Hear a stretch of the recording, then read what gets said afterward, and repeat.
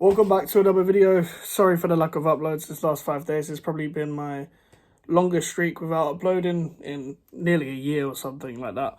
But we are back with another match preview. Make sure to like and subscribe if you are new.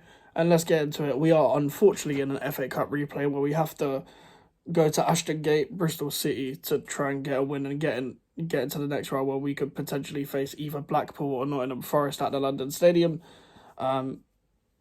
And that would be in about 10 days from now anyway, or just under. And we don't have Bowen for this game. Apparently they're hoping for him to be fit for Sheffield United. It sounds like he's going to be rushed back again because we're desperate. And instead of actually, trying to sign someone at least on loan, these lot want to, rush players back. The same's going to happen to Paquetá in a few weeks, let's be honest. Where he'll be rushed back again. And Mohamed Kudus could go out in the AFCON after Ghana lost to Cape Verde. So if they lose another game, Kudus will be back, and he wasn't even in the squad for the Cape Verde game. So he must be injured anyway. And listen, Bristol City did what they had to do. They filtered through in terms of they had to suffer when Paquetá was actually on the pitch because that's our only creative spark, because Fornals can't pass the ball, Benrahma can't shoot, Souček can't pass 5 yards. The list goes on. Maxwell Cornet won't get a game, even though he should. He might get desperate, he might actually play him. But he hasn't started all season, he hasn't even started the Europa League game, he started against Lincoln. Yeah, that's what he's allowed to start. He's allowed to start against a League 1, League 2 side. He's not allowed to start on the other side. Not that he's our best left winger or anything. But yeah, you know what? Super David Moyes and all that, and we're 6th place and all that. So the Man United Tottenham game, which is a video I should have made. I should have made a reaction video on that, but that was a good result for us after they drew as well. People acting like you can't go for more than one cup, but we should be going after the FA Cup as well as being in Europe. I don't know why we have this debate about one or the other. It's a stupid debate. Just go after what you can. If you legit cannot do it because you've exhausted the players, then that's your own fault for not spending in a transfer window and mismanaging funds in the first place. It's your own fault for spending all this money on players that you wanted and you approved and then sold them all again because Kerr is gone. Cornet doesn't play. Scamacca's gone. Emerson Paquetá is still here. Areola is still here. Flynn Downs is gone. So that's no one's fault but David Moyes and whoever decided to buy these players that they didn't want. But being linked to Calvin Phillips again, being linked to Joe Worrell again, being linked to Jesse Lingard again, even though we've got no interest in signing him, it's 2024 and we're still acting like it's 2021. Calvin Phillips wouldn't be bad depth, but I wouldn't start him over Alvarez. He wouldn't start, and I think he was a guy who Marcelo Bielsa made look 10 times better than he actually was, rather than him being good. But people don't want to have that conversation. People pretend he's good enough, and people kept trying to link him with the swap deal for Declan Rice, which is something I would not have taken because the guy is so injury prone. It's unbelievable. More injury prone players at West Ham, though. Yeah, we definitely need that.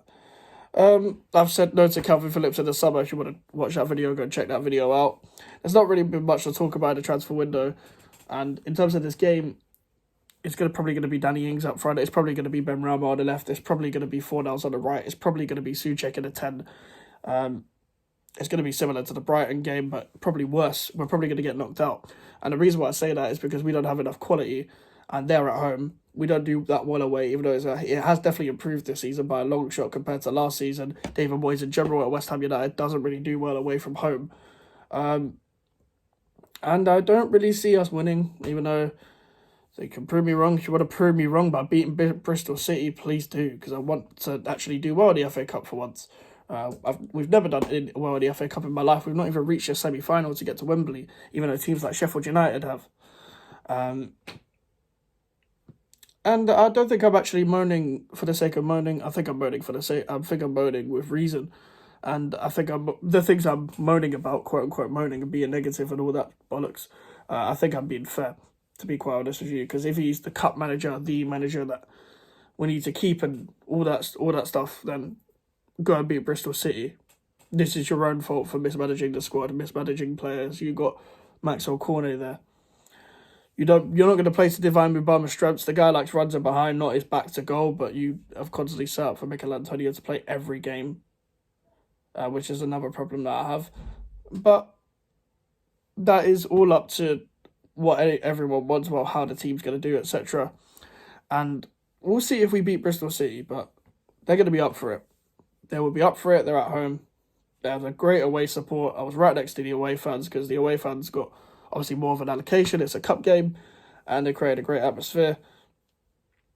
I don't particularly feel like it's going to be a great watch. I feel like this might, even if we don't win on 90 minutes and we don't lose on 90 minutes, it might even go beyond 90 minutes where it might be extra time and pens and all that stuff. So yeah, can't fucking wait for that. But we've got a bit of deadwood in the squad. We've got a bit of a fall-off coming, let's say. We've got Man United and Arsenal coming up. Again, we've only just played Arsenal like a couple of weeks ago, but we've got Arsenal again. And that'll be interesting to see if we can beat them 3 times in a row in a few weeks and all that stuff. But overall, there's not really much to talk about, but I had to get this match preview out there. And I think the starting 11 will probably be Fabianski in goal. I think Zuma's back in. Zuma's still in training. Mavropanos was apparently going to be back in the squad, but I think the back 4 will be Soufal, Zuma, Ogbonna, Emerson, hopefully not Cresswell, and Johnson. Midfield, Souček, Alvarez, Ward-Prowse is going to be the same midfield 3.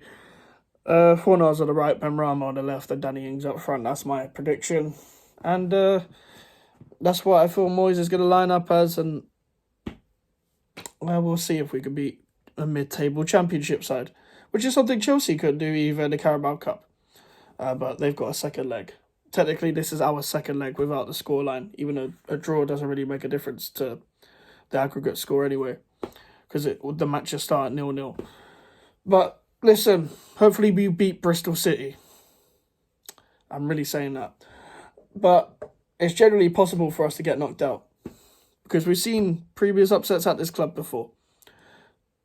So make sure to like the video, subscribe if you're new. Social medias are in the description if you want to follow me. I've been uploading daily on TikTok. So yeah, I'll see you guys later. Goodbye.